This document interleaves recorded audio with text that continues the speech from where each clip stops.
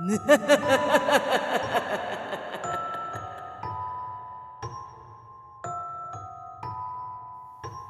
magandang gabi, Boss Pau. Ako si Rafael. At ang ikikwento ko ay isang karanasang pilit ko ng kinalimutan sa loob ng maraming taon. Hindi dahil gusto ko, kundi dahil tuwing binabalikan ko ito, parang may kung anong gumigising sa dilim.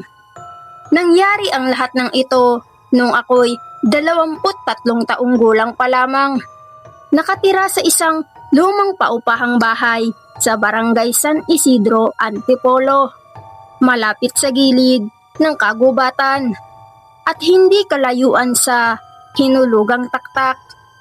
Ang lugar ay tahimik sa araw, pero pagdating ng gabi, ang katahimikan ay may bigat. Parang may mga matang nakamasid mula sa mga puno.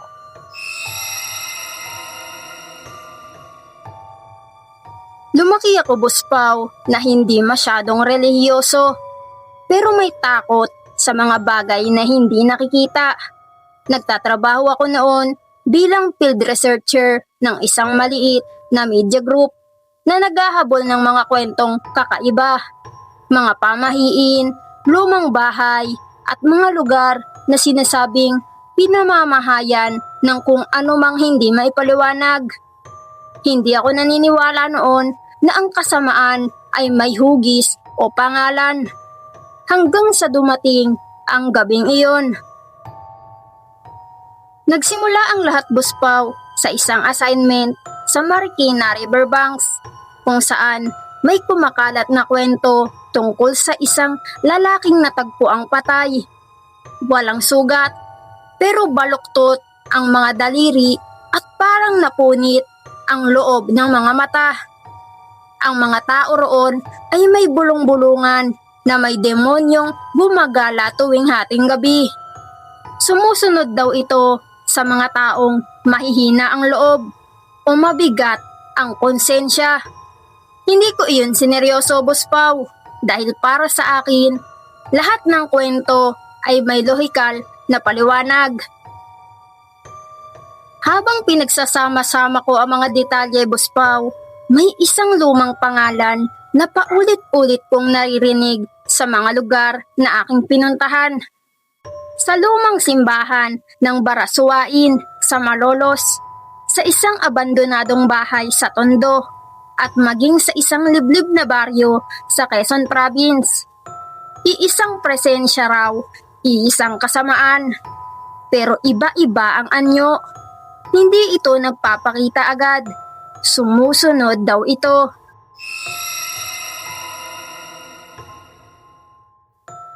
Pagbalik ko sa Antipolo, Boss Pau, doon nagsimulang magbago ang mga bagay.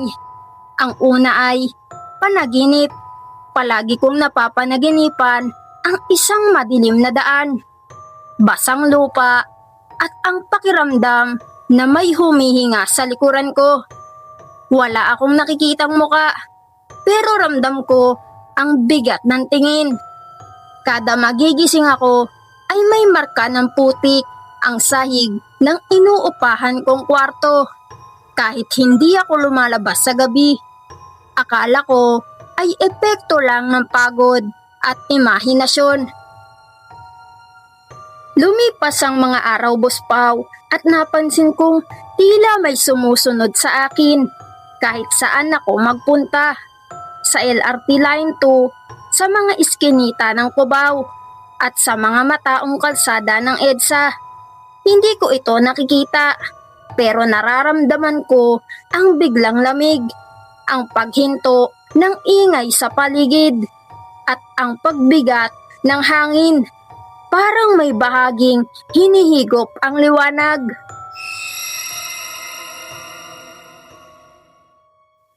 Isang gabi, Boss Pau, habang naglalakad ako pauwi mula sa trabaho, napansin kong sarado ang lahat ng tindahan. Kahit 10:00 pa lamang, walang aso, walang motor, walang tao. Ang Antipolo ay parang iniwang bayan. Sa bawat hakbang ko ay naririnig ko ang sariling tibok ng puso. At sa bawat paghinga ko ay may kasabay na hindi akin. Pagdating ko sa inuupahan kong bahay, bukas ang pinto. Wala akong maalalang iniwan ko itong ganoon. Sa loob, ang mga dingding ay may mga marka na parang kuko, malalalim at sariwa. Ang mga salamin ay may hamog kahit mainit ang gabi. Doon ko unang naamoy, Buspaw, ang amoy ng asupre. Halo sa lumang kahoy at basang lupa. Hindi pa rin ako tumakbo. Sa halip ay pumasok ako dahil may bahagi ng isip ko na parang hinihila pa loob. Parang may gustong ipakita sa akin ang lugar. Mula ng gabing iyon, nagsimula ang mga kababalaghan na hindi na kayang ipaliwanag ng pagod o takot. Ang mga anino ay gumagalaw kahit walang ilaw. Ang mga oras ay nawawala.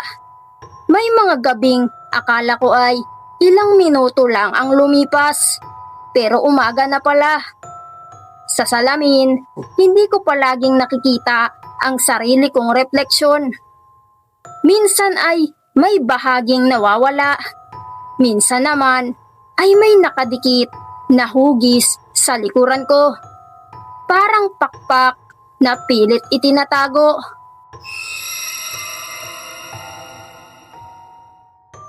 Nalaman ko kalaunan na ang inuupahan kong bahay ay dating tinitiran ng isang lalaking sangkot sa mga lihim na ritual noong dekada 90. Sa records office ng Antipolo, may lumang dokumento tungkol sa isang serye ng pagkawala ng mga tao sa lugar na iyon. Lahat ay may iisang detalye. Bago sila mawala, may mga ulat na parang may sumusunod sa kanila. At may mga gabing hindi na sila nakita pang muli. Ang pangalan ng lalaki ay bihirang banggitin.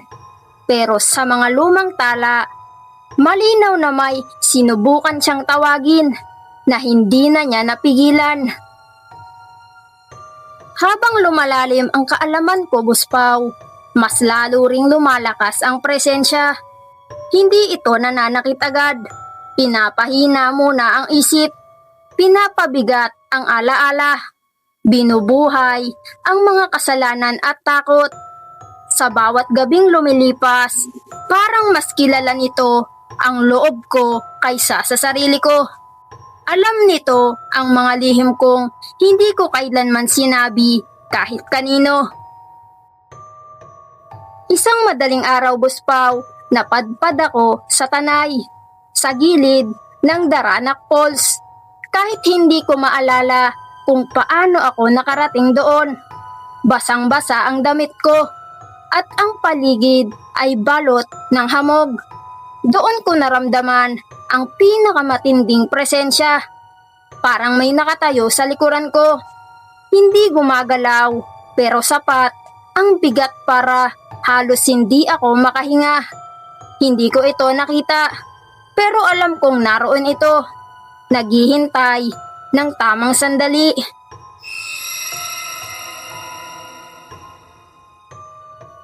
Sa sandaling iyon, Buspaw, naunawaan ko ang paulit-ulit na babala ng mga kwento.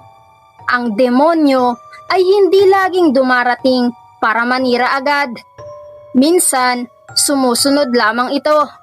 Hinihintay ang oras na ikaw mismo ang magbukas ng pinto. At sa hindi ko namamalayang paraan, sa paghabol ko sa mga kwentong madilim, sa pagwawalang bahala ko sa mga babala, ako mismo ang nag-anyaya rito.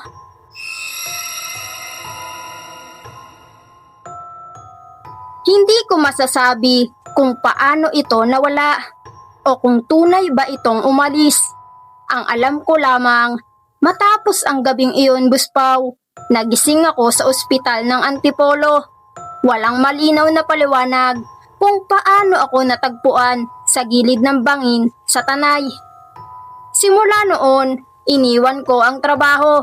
lumipat ng tirahan at pilit na namuhay ng tahimik. Pero may mga gabing sa pagitan ng antok at gising, nararamdaman ko pa rin ang parehong lamig, ang parehong bigat ng hangin.